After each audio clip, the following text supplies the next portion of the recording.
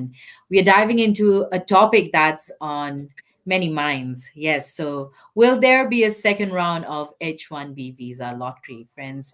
To help us navigate this subject today, we have our guest for today, none other than Attorney Prashanthi Reddy, an expert attorney specializing in immigration law. So, welcome back, Prashanthi, and thank you for joining us today. How are you doing? I'm good, thanks. How are you, Nipasa? It's always a pleasure to be on the show. Thank you so much. Yes, I look forward, and I was uh, at first sad that you wouldn't be joining us, but then so excited.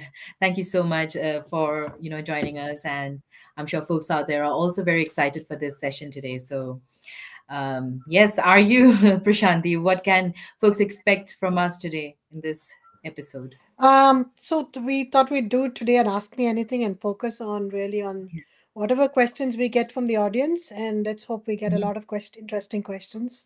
Um, but and again, my opinion, and I'll talk. I'll try not to talk too much so that we can give more opportunity for questions. But we'll discuss a little bit about what to expect. Cap season has started.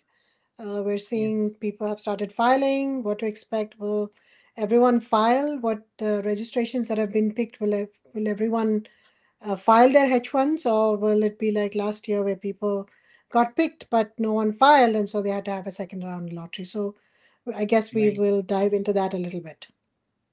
For sure, for sure. And I can already see folks out there dropping their questions. Very excited. We will be taking each one of them one by one. But before that, for folks who have joined us today for the first time, this is none other than Attorney Prashanthi Reddy. She's an immigration law expert. She has been practicing for over 25 years now. And Prashanthi's law office, that is um, Prashanti, would you like to tell us about yourself a little bit and also your law office? Maybe people would like to come and contact you directly.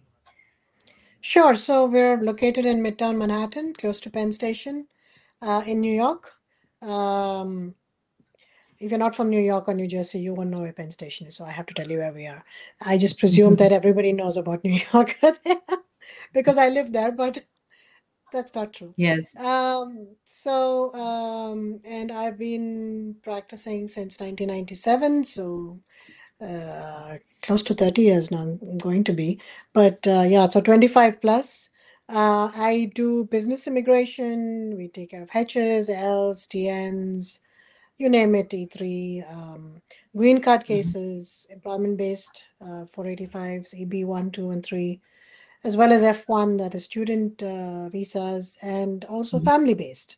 I-130, 485, if you want to bring your mom, to the US on a green card and you're a US citizen, then, we can take care of that for you. If you have a spouse who's from outside the country and you want to bring her in, and you're a permanent resident or a US citizen, we can take care of that kind of family immigration as well.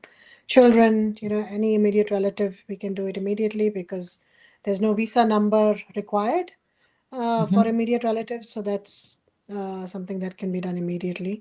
All other categories, of course, you require a visa number. So that depends on, we could, so we file the I-130 first, and then when the visa number becomes available, we file the 485. So this is what we do.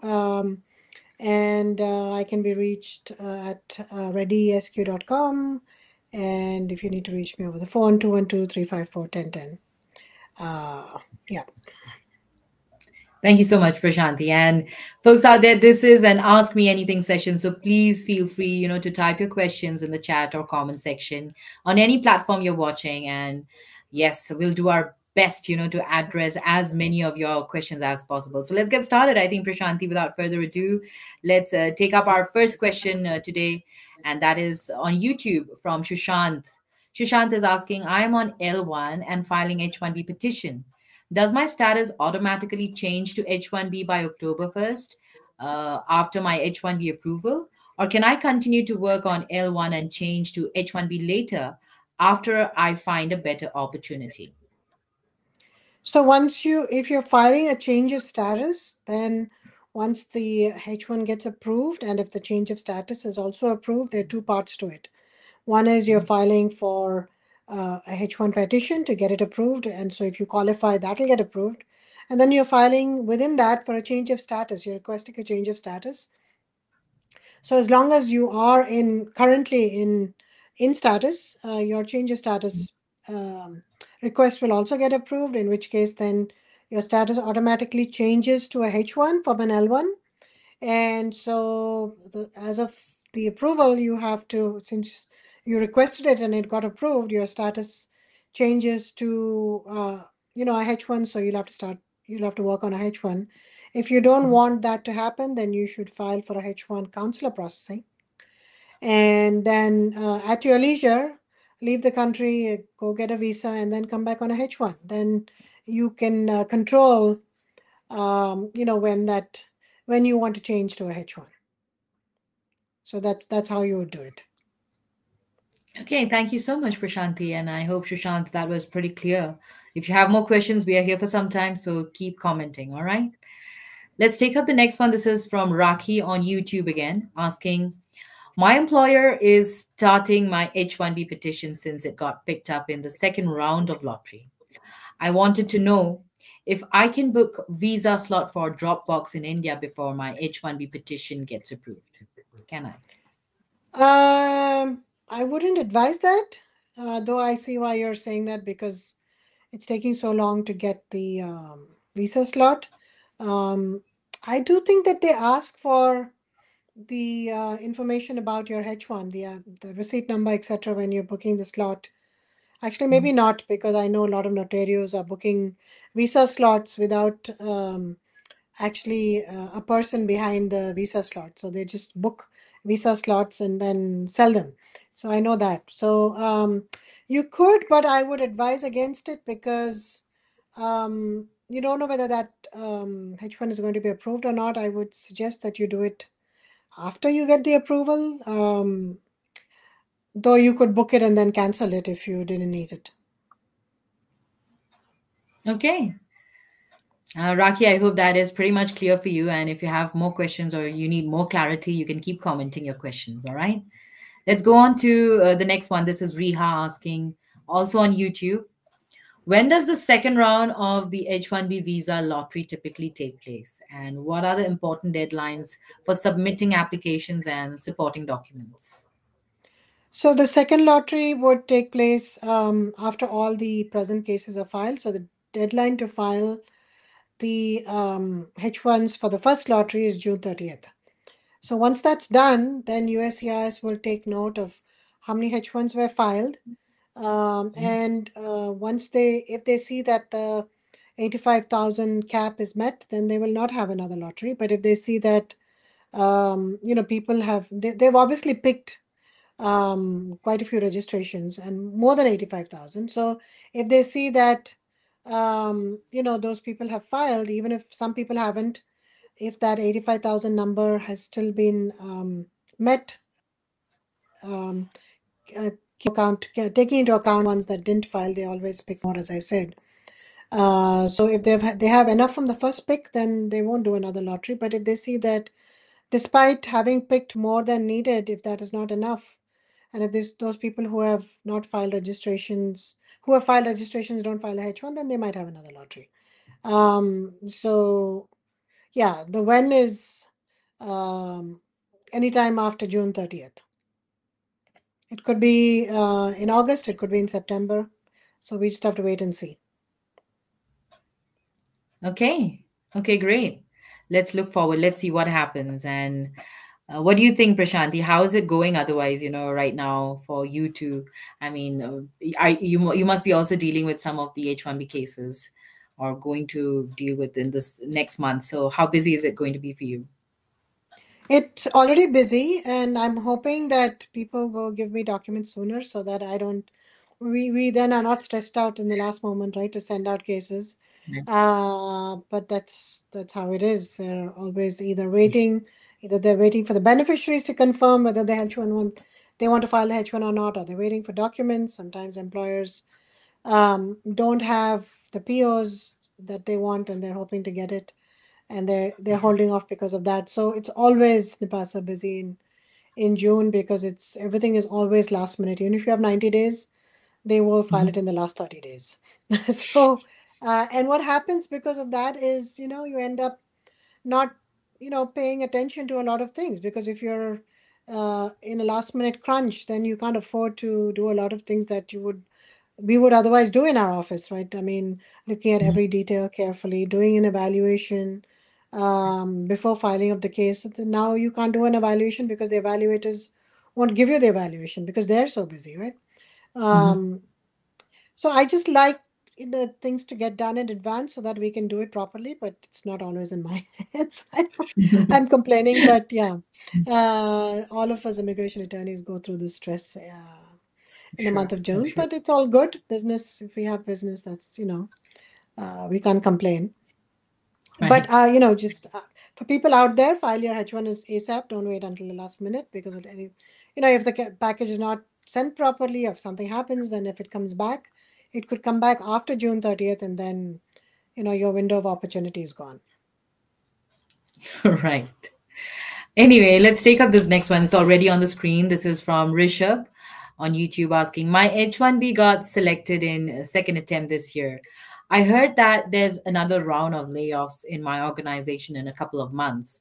If we switch job before October, do we lose the H-1B also? Um, so I just have to, based on everything that he's saying, Rishabh, I have to understand what his situation is, because he's not very clear. But I'm presuming that he's on a H1, it got approved, working with company A, but now before the October, which is the start date of the H1, he wants to move to company B, is what I'm presuming. So the question is whether you're cap exempt or not. I think you are, because even if you have not started working, you could still be, but I would be a little cautious about it. I would, if you want to change, I would change after October, once your H1 actually officially starts. Then, of course, you're cap exempt. Even if you don't start working for that company, you'll still be cap exempt. But filing it before October 1st, before your H1 starts, it could be a stretch, but you could still be cap exempt. But I would rather do it if I have, if you have the chance and if you have the choice of doing it after October 1st, the switching. Okay. Okay. Thank you so much for taking that up for Rishabh. And Rishabh, if you have more questions, we're here for some more time. All right, let's move on, Prashanti, right, to the next question. This is from Sid. This is on YouTube also.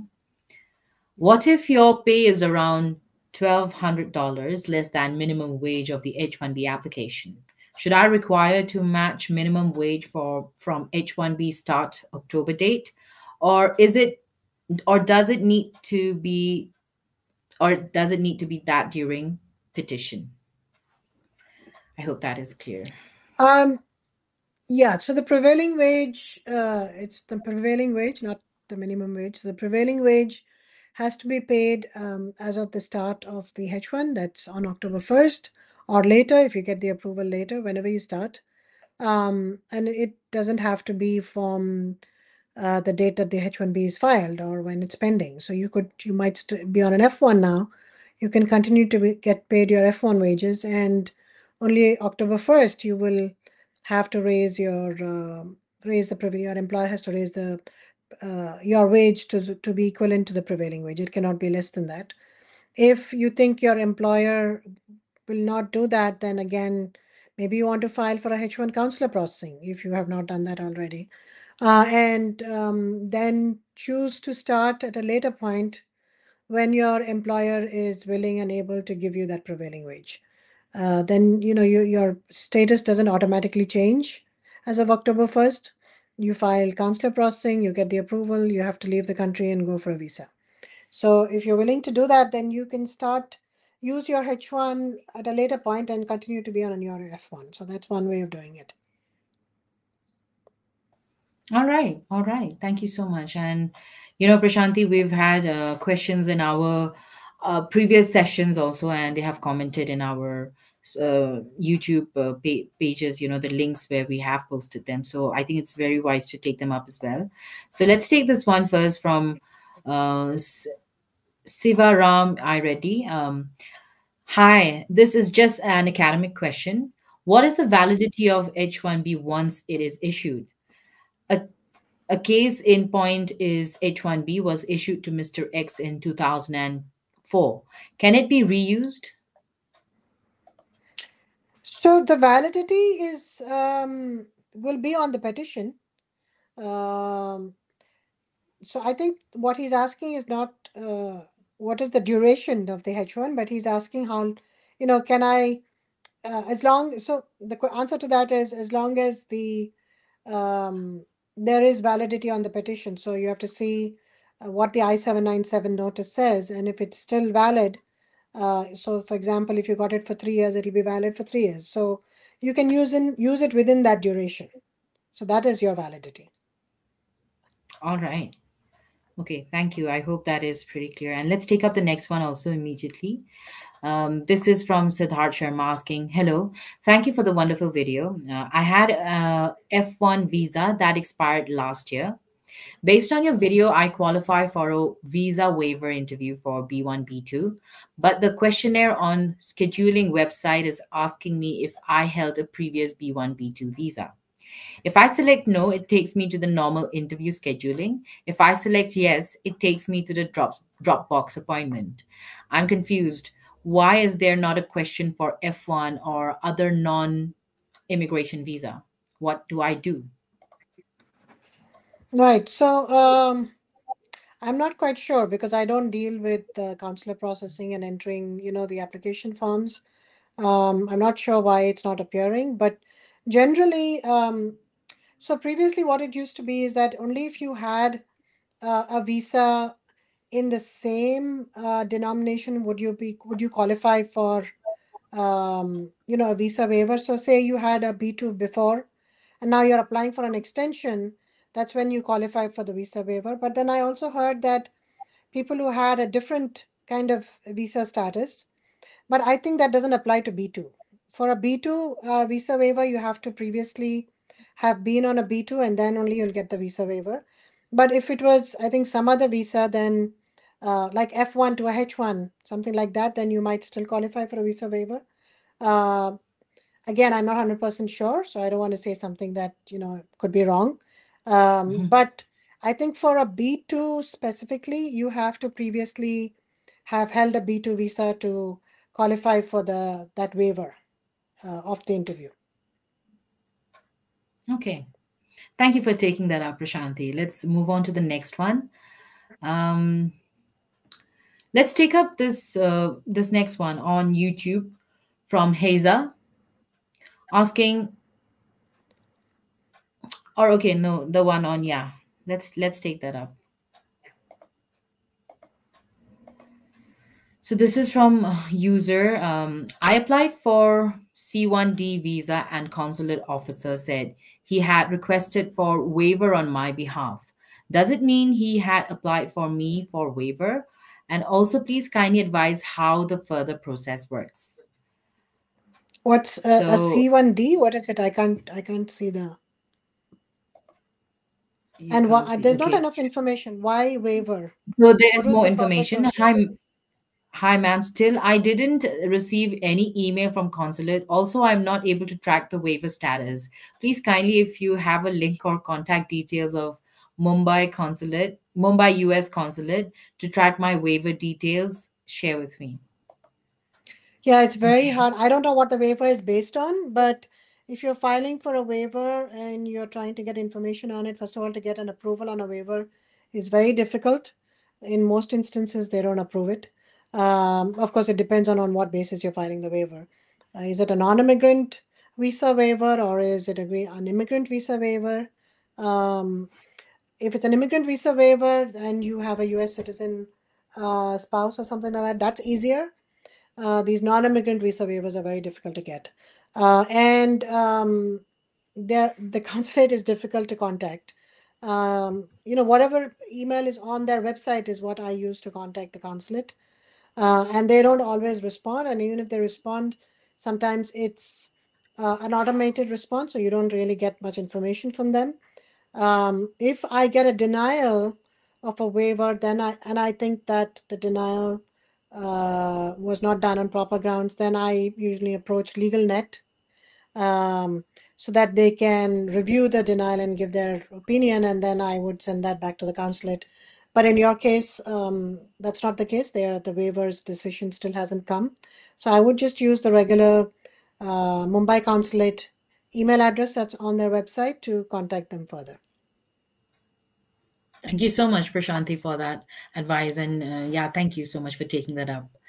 Let's move on to the next question we have today. This is from Haza on YouTube, asking what legal and compliance issues should applicants and employers be aware of in the second round of the H-1B visa lottery, and how can these issues be effectively addressed?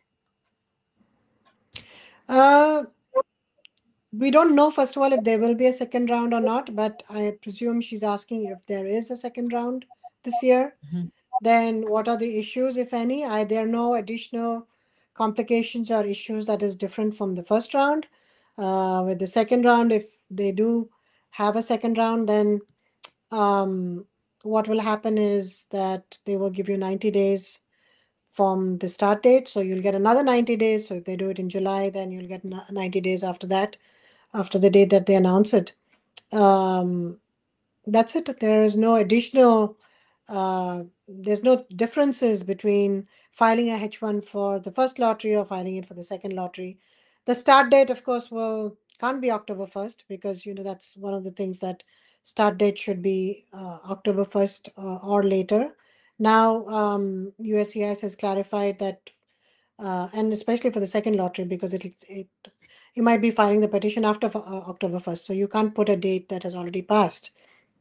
They have clarified it can be October 1st or later, so you put whatever date that you're starting, but it cannot be more than, or you can put a later date also, as long as it's within 6 months of filing the petition. You can't put a date which is more than 6 months out.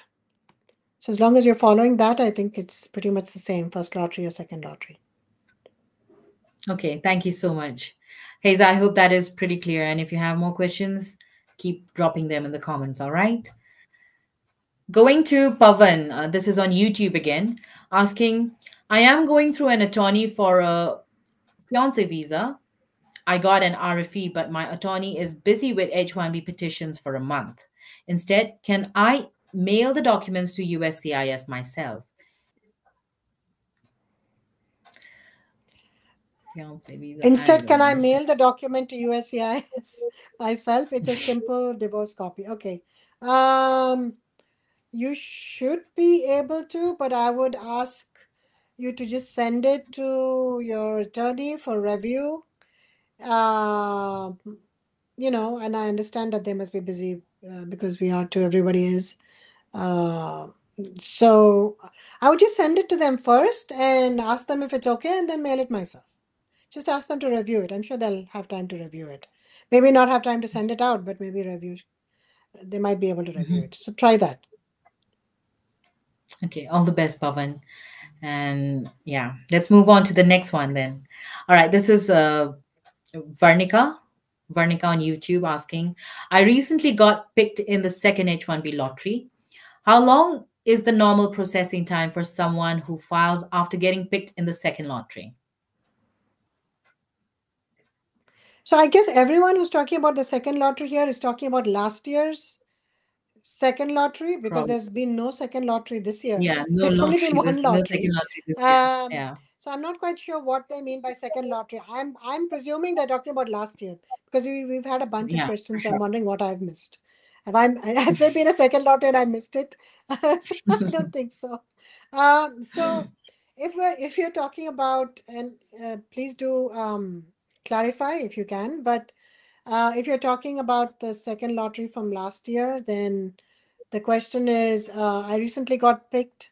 How long is the normal processing time for someone who files? It's the same processing time that, for any H1 cap petition. Doesn't matter first lottery or second lottery. And they're also saying I recently got picked. So, I mean, the second lottery took place last year in November sometime. So Mhm. I really, I think they're just misnaming this year's first lottery or second lottery. Again, So guys, there's only been one lottery this year, and it got over in March, and we could file the petitions from April, and you stop filing petitions. You can no longer file after June. So in any case, it's a normal processing time, about 4 months, 3 to 4 months. If it's regular processing, if you do premium processing, it's 30 days. But if you do premium processing, they usually process it within a week. That's what we've been seeing. So that's the processing time.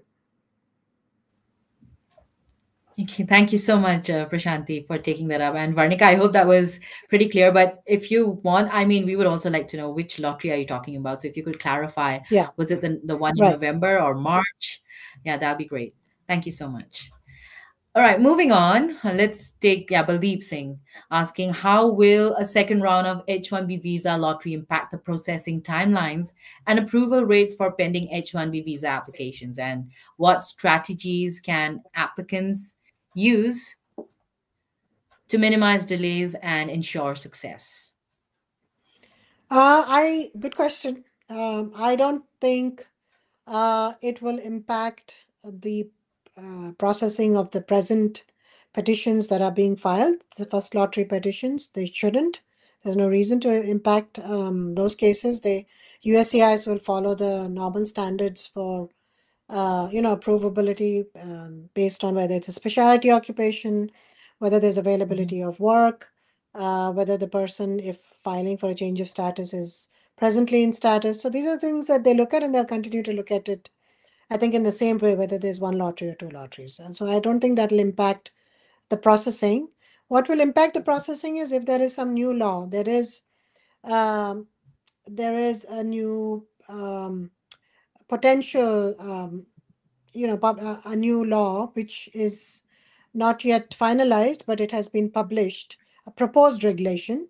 And if that proposed regulation gets approved or is published or finalized before the cap season is over, then that will certainly impact your pending petitions as well as petitions that have not yet been filed under cap. And that will make it more difficult for H1s to get approved because they will go back to asking for POs and work orders, etc. So if that comes in, it'll definitely affect, but it doesn't affect I mean, cases are not affected simply because there's a second lottery. Okay. All right. Thank you so much for taking that up for Baldeep Singh. And You're folks welcome. out And there, if you Nipasa, have the reg, should we yeah. also talk about the actual topic, whether I think there will be a second lottery or not? We should Yes, for talk sure. about But that I, before the yes, yeah. for sure, for sure. I was just thinking we'll go for a break, but yeah, let's do it before the break Okay. then. Uh, Okay. Fine. So so yeah, the big do you want to topic do it today. Yes. So after the will break? there Or? be a second lottery? What do you think? What do you think, Prashanti? Will there be a second round to the lottery? Yeah, right. So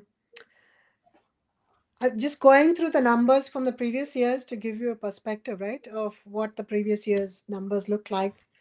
So if you look at last year, there were 188,000 applications picked, but then they were picked in two rounds because there were two lotteries. They first picked about 110,000 applications, and then no one filed because of the whole multiple registration issue. And then, so they picked, another 88,000 applications for the second round. So that is, of course, something that never happens. So we can't take that as a benchmark. So 188,000 applications being picked, and in order to fulfill 85,000 cases, that 100,000 people didn't file last year. But that's an anomaly, so you can't uh, take that as an example. But if you look at the year before in 2023, 127 selections, 127,600 selections were made. This year, it's 120,600, 603, so about 7,000 less from 2023. If we look at 2023 as a more normal year, because if you look at the number of registrations in 2023, it was 474,000. compared to 470,000 this year, which is also considered to be a normal year, right? So if we look at 2023, 127,000 numbers were sufficient. They did not have a second lottery in that year. So that was enough to cover the 85,000. So, even if there were some people who didn't file, it was not that many. This year, it's not the same as 2023 because 2023, the business was good. Everyone was filing H-1B petitions. So again, this is not from the market point of view a normal year. A lot of people are not filing because the market is so slow. The IT market, the tech market is so slow that a lot of people are hesitating to file. They did file the registrations, hoping that the market will pick up. And so they're waiting to see if the market will pick up or not before filing their H-1B petitions. And they don't have much longer that they can wait because they have to start filing next month. So that is the key factor here, the condition of the market. And some people are saying they're already seeing an uptick. So if they don't, it depends on this is psychology, right? So human psychology. Do they think that if they file it by the time the people come, which could be next year, which could be sometime later this year, do they expect the economy to get better? So they're all looking at the numbers, doing some predictions, and then deciding whether to file or not. So that's the X factor here. We don't know that. And if we don't know that, then we don't know how many people are filing. But definitely something to keep in mind that there might be a second lottery because of this element of uncertainty. But that's the best anyone can do, right? You can only predict. And even if there is a second lottery, it's not going to be that many numbers that will be chosen, right? So it's, 88,000. They're not going to choose 88,000 again. It'll be very few numbers that they will need. I would say about 10, 20,000. So even if we get picked again, it's not going to be a big lottery, but it might be a lottery where you might get lucky and get selected. But it's not going to be a big lottery like last time when they picked so many cases again, almost the same number of cases as the first lottery, right? So that's my prediction. There is a chance that there'll be a second lottery because of the market conditions, but it's not going to be that a lot of cases are going to be picked again. Right, Prashanti. Thank you so much for, the biggest question for today. I mean, the topic for today, will there be a second round of H-1B visa lottery? Thank you for taking that up. And yes, moving on. This has been a fantastic discussion so far. And before we continue, I just wanted to make sure that you all have Prashanti's contact details in case you need further consultation and you want to consult with her directly, so you can reach Attorney Prashanti Reddy and the details are on the screen. You can call her in the number 212-354-1010. Once again, I'll repeat, 212-354-1010. And you can even email her at prashanti@readyesq.com and visit her website, readyesq.com. And folks out there, don't go anywhere because we will take up all of your questions. Stay with us. And Prashanti is also very excited to answer them all. So don't go anywhere. This is Nipasa Pradhan on Immigration and Jobs Talk Show.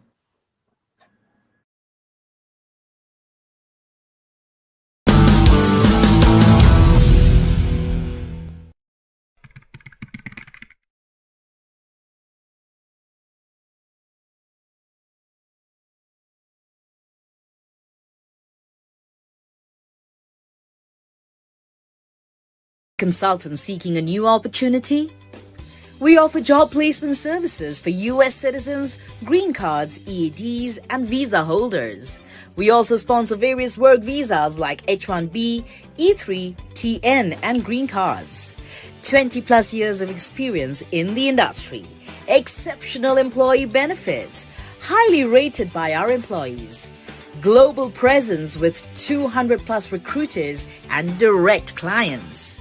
Connect with us. Call us in the number 408-335-6444 or mail us at nipa@higheritpeople.com or visit our website www.higheritpeople.com.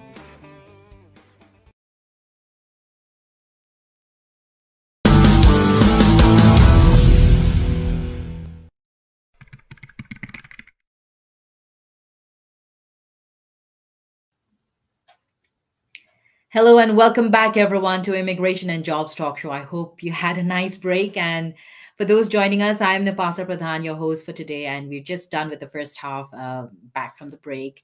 And we're going to be taking up more questions in this second half. And we have none other than Attorney Prashanthi Reddy discussing the possibility of a second round of H-1B visa lottery. So remember that this is an Ask Me Anything session. So wherever you have joined us from, keep commenting your questions. We are very happy to take them up. All right. So let's dive back in, Prashanthi. I hope you're ready. I'm ready. All right. So let's take up Vivek. Vivek on YouTube is asking if a second round of the H-1B visa lottery is announced, an applicant who was not selected in the initial lottery is selected in the second round, but their employer has since withdrawn their sponsorship or gone out of business, interplay between the lottery session, employer sponsorship, and visa insurance. So the Issuance. question is, yeah, what are the applicant's options for obtaining an H-1B visa, and how can they navigate the complexities, I guess? Right. So then it's quite simple, not as complicated as you're making it sound, Vivek. It's quite simple. You can't file the H1 because if your employer registered for you and then went out of business, then you cannot proceed with filing a H1 because you have to file the H1 with that person who did your registration. You cannot file a H1 with another employer. So that's it, unfortunately. So hopefully your employer won't go out of business. Maybe he'll file the H1 and then maybe he can stall going out of business, file the H1 for you, get an approval, get you on the payroll, then you can file a transfer afterwards. So maybe he can hold off on declaring bankruptcy until he files your petition and it gets approved. Mhm. All right. Thank you for taking that up for Vivek. And well, yes, not so complicated as it sounds, but thank you for at least being detailed about yourself. You made the situation so much clearer for Prashanthi to give an answer, right, Prashanthi? Yes, absolutely. All right. So let's take this one from Nidhi on YouTube asking, I've been waiting for over a year for my H-1B visa application to be processed, and I have recently received a notice of intent to deny NOID due to a minor documentation error. So what are my best options? Sorry, if a second round of the H-1B visa lottery is announced, can I reapply and potentially get selected again?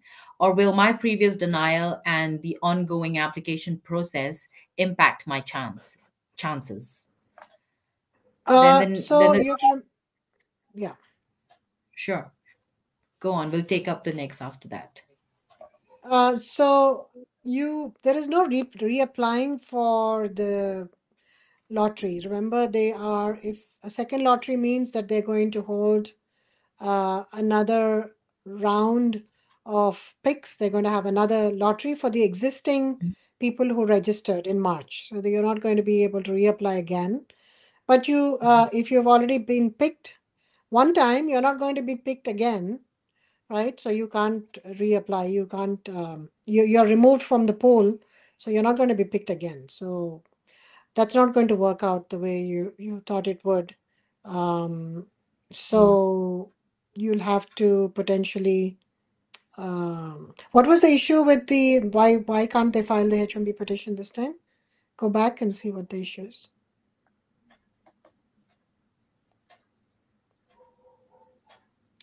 Oh yeah, there's an NOID due to a minor document. So notice of intent to deny doesn't mean it's been denied. It's just, but it is a pretty strong intent to deny. It's not like a request for further evidence where they're just asking for documents. It looks like they've come to a conclusion that the case will be denied, and I'm not sure why. It could be something that can't be fixed. Yeah, but so you're kind of out of luck. You should try and apply for the lottery again next year. But try your best to Mm. respond, and hopefully you have an attorney. And if you don't, then definitely get an attorney to respond to the NOID. Yes, I think that would be very wise. And there's another question Nidhi is asking actually. So she's asking, what are my best options for overcoming this setback and achieving my goal of working in the US? The only Don't lose heart. Respond to the NOID as best as possible, and then file for your registration again next year. There all are right. other alternatives to the H1 as well, which we discussed, last session. You can file, you can go on the video and check also, right, Yes. Nipasa, the alternatives to the Yes. H1. Um, Yes. but you could file for an L1 if you qualify. That is, if Hmm. you're doing a managerial position, you're willing to go back to, if you have a company that has an office abroad, and if there is a relationship between the office abroad, the company there, and the company here in the US, and if you go back and work as in a managerial position or an executive position for a period of 1 year, and then you can come back on an L1, and an L1 is much better than a H1, in fact, because you Hmm. qualify for EB1 if it's an L1A. So that's definitely a possibility. So there are other options for you. So don't lose heart, or just file for registration again next year. Right. Right. All the best, Nidhi. Don't lose heart. There'll always be some way or another where you can definitely go and live your American dream for sure. All right, let's take up this one. Yes, S. Reddy asking, I got selected in H-1B cap. I have job offer starting February 2025. Is it okay to start job in February? Okay. You can't, you have to file the H1 by June, and you cannot have a start date further than December because it has to be within 6 months, the start date. So February is too late.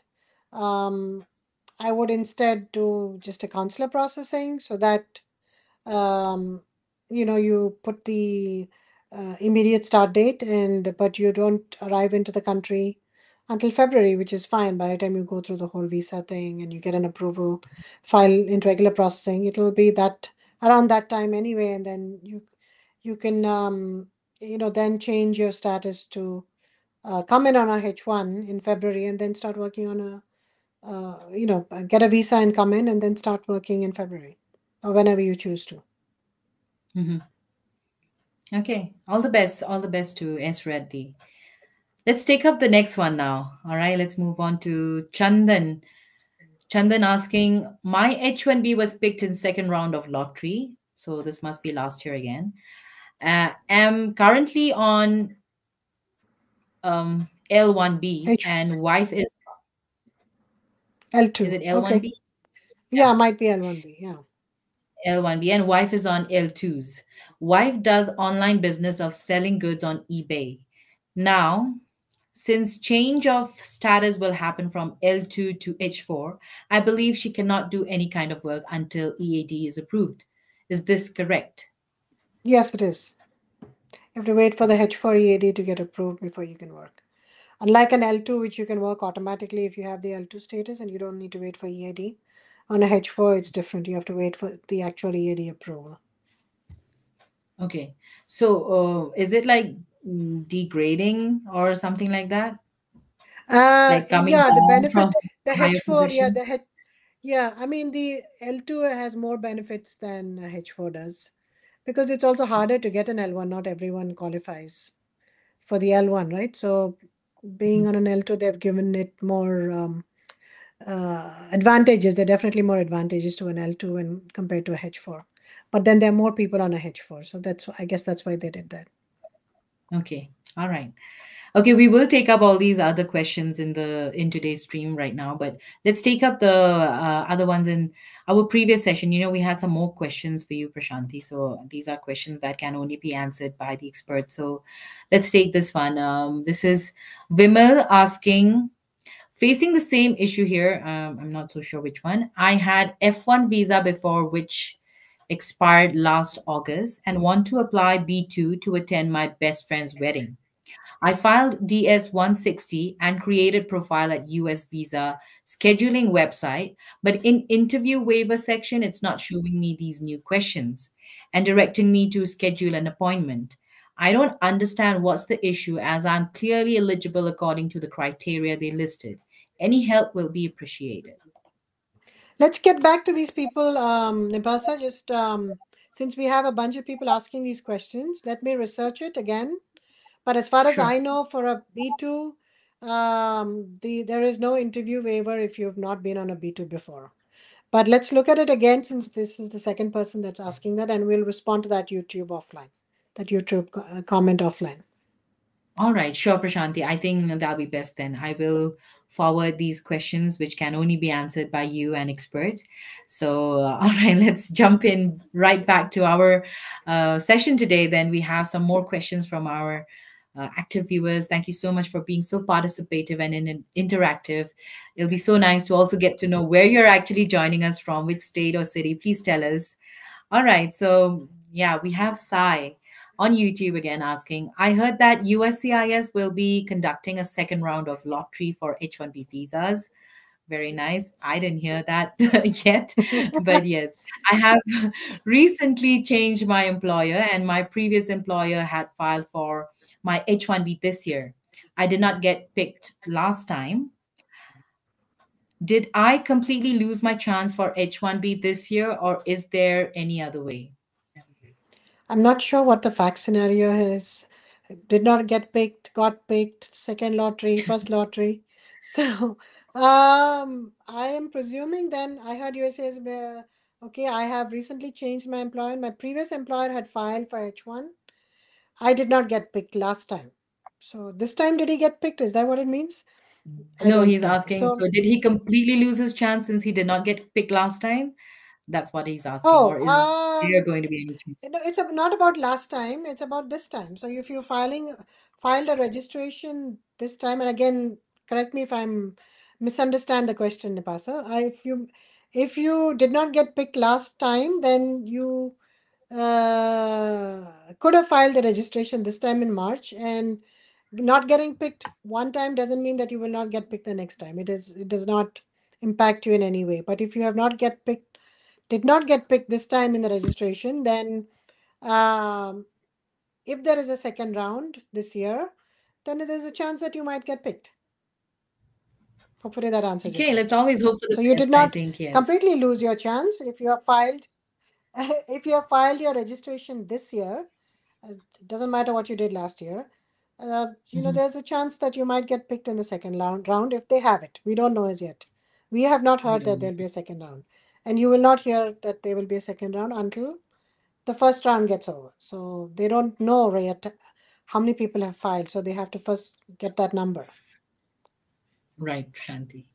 Yes, thank you so much for making that so much clearer for us. So, Sai, I hope that is clear for you too. But let's not lose hope. Let's stay positive. Anything can happen. So I'll only say good luck, all the best. Okay, moving on to Ansa on YouTube asking, can H4 dependent of H1B works? Yes, but you Work in the the USA. H1 Okay. work in you. Okay. Yes, but your spouse should have an I-140 approved. If the I-140 is approved, then you can apply for a H4 EAD by filing a form I-765. And once you get the approval, then you can work. Okay. All the best, Ansa. Sure, you should go with it. Let's take up the punker. I am interested. Interested in? Sorry, I didn't get to the punker, but sure, you could tell us what are you interested in, and maybe we could direct you how to go about it. Or maybe you're interested to know if there will be a second lottery. So we will definitely keep you updated. I think this is the right place, where you are at. So subscribe to us. Our channel is Immigration and Jobs Talk Show. And once we have that answer, we are sure going to update you. We'll be the first to update you. All right. Manoj now on YouTube is asking, My H-1B got picked in the second lottery. How much time it takes for my H-1B to get approved if I don't opt for premium processing? In general, how much time it takes for approval? Um, if you don't opt for again, I'm going to ignore the second lottery part, but I'm presuming that you got picked this year. Good for you. How much time does it take for the H1 to get approved? It takes about 4 months, 4 to 5 months. And if you do premium processing, then takes they're supposed to take 30 days, but they usually approve it within a week or so. How much time it takes for approval? Yeah, so about 4 months, 4 to 5 months is the normal processing time if you don't opt for uh, premium processing. Okay, thank you for taking that up for Manoj. Let's take up Vishnu asking, if I get my visa approved from USCIS and let's imagine my company laid off, I did not get my visa stamped for consulate yet. Will the visa be invalid? Get invalid? You did not get the visa, so there's nothing for it to get in, no visa to get invalid. But if you've been laid off after the approval and you don't go for a visa as yet, then what you can do is file for another H1 cap exempt petition because you've previously been counted towards the cap, and then go for a visa based on that new approval. That's what you should be doing. Okay.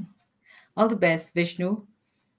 Let's move on quickly to the next question now. This is from Zaki asking, what are some common mistakes to avoid when applying for the second round of H-1B visa lottery? And how can applicants ensure their application is complete and accurate? Same thing that you would do for any H1, make sure that you are sending it to the right address. Very important because it's very confusing now. With reference, they've changed everything. Make sure you send out the right fee. That's again very confusing because again they've changed everything as of August 1st. So right fee, the correct checks, write the checks properly. Don't make a mistake, a clerical error on the checks. Send it out to the right address. Make sure you qualify the job that you're filing the H1 for. Do some groundwork. Make sure that it is a specialty occupation which requires a bachelor's degree in a specific field. That's very important. If you are presently in status, make sure you submit documents to show that you're in status. Otherwise, your change of status application will get denied. So these are the few things that you can do. Of course, when you're filling out the forms, make sure everything is accurate and you give accurate information to your attorney. These forms have to be signed in the correct place. If they're not signed, then they'll be returned back, and then you may not have the chance to refile if they're returned back after June 30th. So, these are a few things I think, Nipasa, that everyone can keep in mind in order to successfully file a H1. Thank you so much, Prashanti, for giving us that tip. I would say that will be very beneficial to folks out there who are applying or who are in this situation right now. So now, last but not the least, let's take up this question from Dipankar, who was very interested. So thank you, Dipankar, for asking the question. So what can I do for visa? Now, this is a very broad question, but Prashanti, please, if you can give a nice answer to Dipankar. I will try because I don't know which visa he's asking, but I'm presuming he's asking about H1. As attorneys, the thing is, I keep saying this because I can't presume. I hate presuming what the client is saying, and I'd rather they be more specific as to what they want so I can answer exactly the way the answer that they are looking for. So anyway, presuming that it's on a H1, in order to file a H1B visa, you have to, if you have never been on a H1 before, you have to file a registration. Your employer has to file a registration. Before the registration period gets up, usually the registration opens up in March and closes towards the end of March. So you have to make sure that you do that. And again, as I said, I gave you a few tips as to how to successfully file. Make sure it's The job is a specialty occupation. You do the right checks, you sign in the correct places, you send out the right fees, and you send it to the right address. And Mhm. always make sure you use someone who knows what they're doing. Use an immigration attorney, preferably, who knows what they're doing. That way, you don't have to worry too much about whether the application is being done correctly or not. Right. But thank you so much. I mean, Dipankar, I would say all the best. First, I think, do you need an attorney? I think I would say yes, you do need an attorney. Maybe they can direct you, look at your situation, qualifications, and everything, and maybe they can direct you best to, which visa to take up and how can you pursue your American dream. All right, all the best. And thank you so much, Prashanti, for doing this today. We had a great time chatting with you, having you here, for your valuable time that you shared with us, and also these very, very enlightening answers you gave to all our viewers. Thank you so much. You're welcome. It's always a pleasure to be here. Look forward to seeing you again with our interesting questions and viewers next week. For sure, for sure. Thank you so much, Prashanti. Have a great day ahead. See you next week.